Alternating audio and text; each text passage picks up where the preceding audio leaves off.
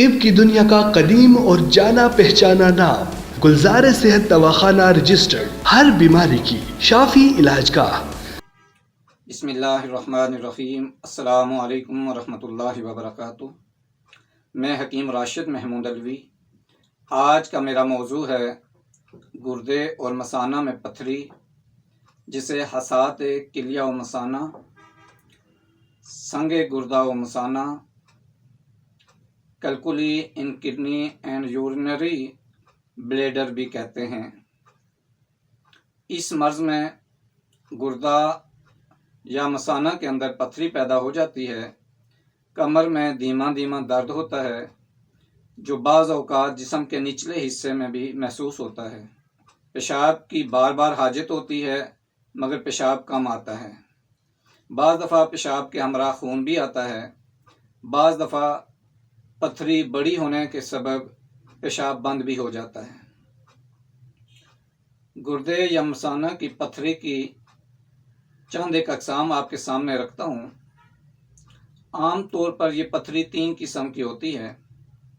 Number 1، York acid وغیرہ کی پتھری، یہ بھورے سرخ رنگ کی ہوتی ہے۔ نمبر 2، فاسفیٹ آف کیلشیم کی پتھری، زرد رنگ کی ہوتی ہے، عام طور پر مثانہ میں بنتی ہے۔ نمبر 3، آکسیلیٹ آف ملائم وغیرہ کی پتھری، یہ رنگت میں سیاہ ہوتی ہے، یہ بھی گردے میں بنتی ہے، لیکن یہ خاص لوگوں میں ہوتی ہے۔ پتھری کی جسامت کے لحاظ سے یہ ریت کے موٹے دانے سے لے کر مٹر اور بعض اوقات انڈے یا اخروٹ کے برابر بھی ہو سکتی ہے۔ کبھی صرف ایک ہی پتھری ہوتی ہے، لیکن بعض دفعہ ایک سے زائد بھی کئی پتھریاں ہو سکتی ہیں۔ الٹرا ساؤنڈ کروانے سے اس کی اقسام اور اس کی تعداد وغیرہ کا پتہ چل سکتا ہے۔ اس کے چند ایک اسباب آپ کے سامنے رکھتا ہوں جس کی وجہ سے پتھریاں بنتی ہیں۔ کھانے پینے میں بے اعتدالی، گوشت، انڈے، پلاؤ، بریانی، قورمہ، مٹھائی اور حلوہ وغیرہ کا بکثرت استعمال، عمدہ غذائیں کھا کر ورزش نہ کرنا اور مشقت والے کام نہ کرنا، جگر کی خرابی، جوڑوں کا درد، ایسے پانی کا زیادہ استعمال جس میں چونا کی مقدار زیادہ ہو، اور ہاضمے کی خرابی، بعض دفعہ یہ موروثی طور پر بھی یہ مرض پیدا ہو جاتی ہے۔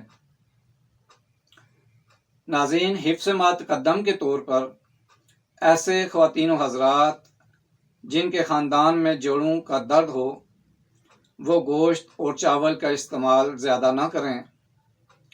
مالٹا، سنگترا، نارنجی اور خربوزہ وغیرہ کا استعمال زیادہ کرنا چاہیے۔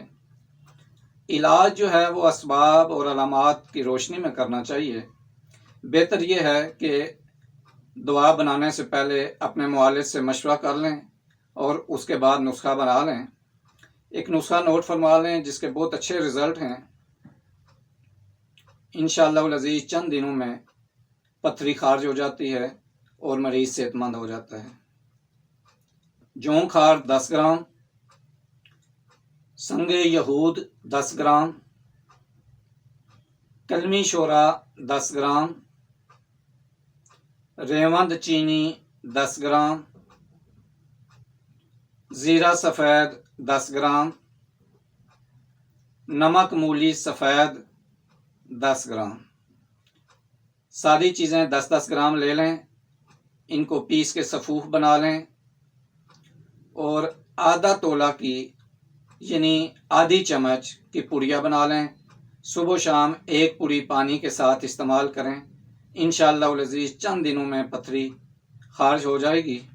اس کے ساتھ ساتھ پرہیز بھی کریں، بہت زیادہ گوشت وغیرہ، مرغن غذائیں، دالیں، چاول، آلو، پالک اور ٹماٹر وغیرہ سے پرہیز کریں۔ اپنی صحت کا خیال رکھا کریں۔ صحت کے حوالے سے کوئی بھی مسائل ہوں تو میرے مکتب پر تشریف لا سکتے ہیں، فون پر رابطہ کر سکتے ہیں، اور آنے سے پہلے اپائنٹمنٹ لے کر آیا کریں۔ نیکسٹ ویڈیو تک کے لیے اجازت چاہتا ہوں۔ اللہ حافظ۔ السلام علیکم ورحمۃ اللہ وبرکاتہ۔